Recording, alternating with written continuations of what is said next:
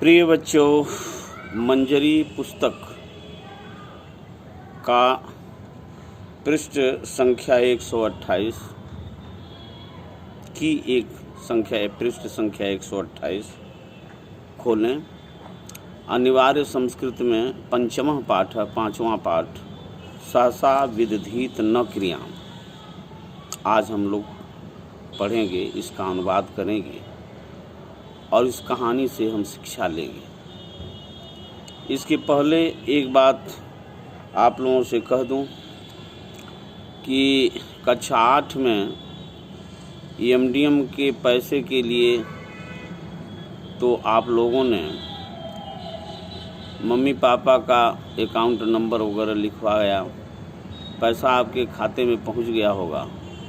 लेकिन 21-22 लोग ऐसे हैं जो खाद्यान्न लेने के लिए, EMDM का राशन लेने के लिए पर्ची लेने मेरे पास नहीं आए। वो लोग पर्ची लेने के लिए मेरे पास आ जाएं और 7 किलो 600 ग्राम चावल तथा 3 किलो 800 ग्राम गेहूं की पर्ची ले करके और कोटे से अपना राशन ले लें। साथ ही निबंध लिखने के लिए कहा गया था, सड़क सुरक्षा पर, यातायात पर और विभिन्न जो संचारी रोग हैं, संक्रामक रोग हैं, इनसे बचाव और सावधानियां और उपाय पर निबंध लिखने के लिए कहा गया था। इन अभी तक किसी ने लिख करके व्हाट्सएप पर कक्षा 8 के ग्रुप में भेजा नहीं है। कोशिश करो और निबंध व्हाट्सएप कक्षा 8 के ग्रुप पर लिख करके फ़ोटो सेंड कर लो। अब देखिए इस कहानी सहसा विदधीत न क्रियाम। सहसा पेन खोले रखिए और मेरे कहने के साथ लिखते रहिए शब्दार्थ। सहसा माने अचानक, विदधीत माने न विदधीत, नहीं करना चाहिए, क्रियाम यानी कार्य को अचानक बिना सोचे समझे नहीं करना चाहिए। कहानी का नाम। अब पहला वाक्य देखिए। ईस्वीय वर्षस्य सप्तम शताब्द्यां महाराष्ट्र प्रान्ते आसीद राजा विष्णुवर्धन। 7वीं शताब्दी के ईस्वी सन में, 700 ईस्वी सन में, महाराष्ट्र प्रांत में अर्थात प्रदेश में आसीत माने था राजा विष्णुवर्धन। ईस्वी वर्ष 7वीं शताब्दी में अर्थात 700 ईस्वी में महाराष्ट्र प्रदेश में था राजा विष्णुवर्धन या विष्णुवर्धन राजा था। तस्य सभायां महाकवि भारवी राजकवि आसीत। उनकी राज्यसभा में महाकवि भारवी राजकवि थे, आसीत। तस्य महाकाव्यम किरातार्जुनीयम पुरा कालात एव, कालादेव संधि विच्छेद कर देंगे तो हो जाएगा पुरा कालात धन एव अत्यंतम प्रसिद्धम वर्तते। उनका महाकाव्य यानी भारवी का महाकाव्य, तस्य षष्ठी विभक्ति एक वचन, उनका महाकाव्य किरातार्जुनीयम पुराने समय से ही, पुरा कालात पुराने समय से ही, एव माने ही, अत्यंतम प्रसिद्धम वर्तते अत्यंत प्रसिद्ध है। दूसरा पैराग्राफ। भारवी बाल्यकाले महता परिश्रमेण विद्याम अर्जितवान। भारवी ने बचपन में, बाल्यकाले बचपन में, महता परिश्रमेण बहुत परिश्रम से, विद्याम अर्जितवान विद्या अर्जित किया। तस्य विलक्षणा प्रतिभा काव्य रचनायाम अपि प्रवृत्ता। उनकी विलक्षण प्रतिभा काव्य रचना में भी प्रवृत्त थी, लगी हुई थी।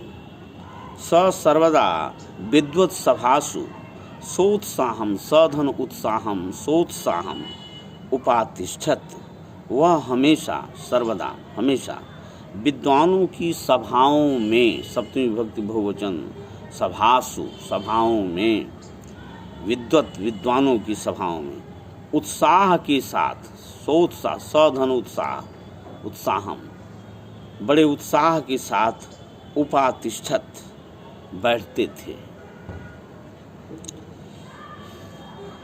तत्र पंडितैः सह अनेकवारं चातुर्येण शास्त्रार्थम अकरोत्। तत्र माने वहाँ, पंडितों के साथ अनेक बार चातुर्येण चतुराई से, तृतीया विभक्ति एक वचन, चतुराई से शास्त्रार्थ किया। शास्त्रार्थ का मतलब डिबेट, प्रतियोगिता, वाद विवाद किया। सह कवि सम्मेलनेषु,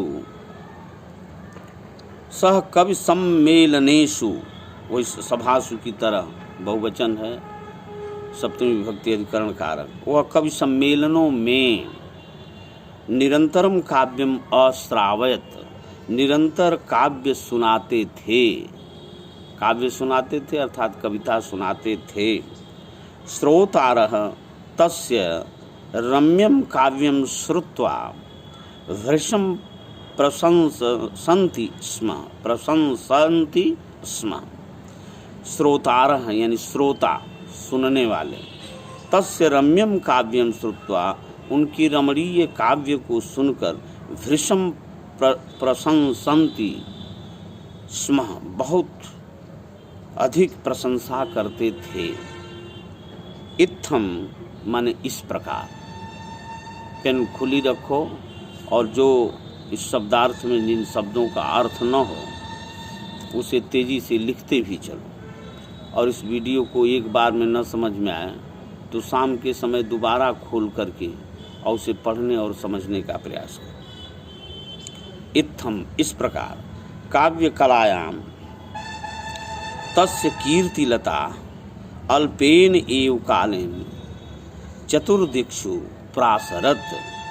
इस प्रकार काव्य कला का, कला में, काव्य कलाओं में, काव्य कलायाम, काव्य कला में, तस्य कीर्तिलता, उनकी कीर्ति की लता, अल्पेन एव कालेन, संधि विच्छेद है, अल्पेन एव, अल्पेन कालेन, यानी अल्प माने थोड़े से, कालेन माने समय में ही, एव माने ही, तीन शब्द हैं इसमें, अल्पेन एव, अल्प, अल्पेन धन एव, दो शब्द, अल्पेन माने थोड़े,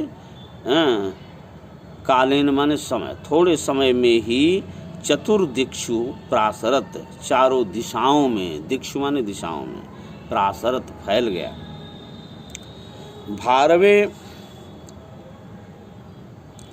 पिता, भारवेह पिता पुत्रस्य काव्य यशसा मनसि अत्यंतम प्रसन्नम संतुष्टः च आसीत्, संतुष्टश्चासीत्, संधि विच्छेद लिखो, संतुष्टः धन च धन आसीत्। भारवेह पिता, भारवी के पिता, यह षष्ठी विभक्ति, भारवी में षष्ठी विभक्ति संबंध कारक लग गया, भारवेह, भारवी के पिता, पुत्रस्य, पुत्र की, षष्ठी विभक्ति एक वचन, ठीक वैसे ही जैसे रामस्य, बालकस्य, राम और बालक का रूप देखो, षष्ठी विभक्ति संबंध कारक में लिखा होगा रामस्य, वैसे ही पुत्रस्य, पुत्र की,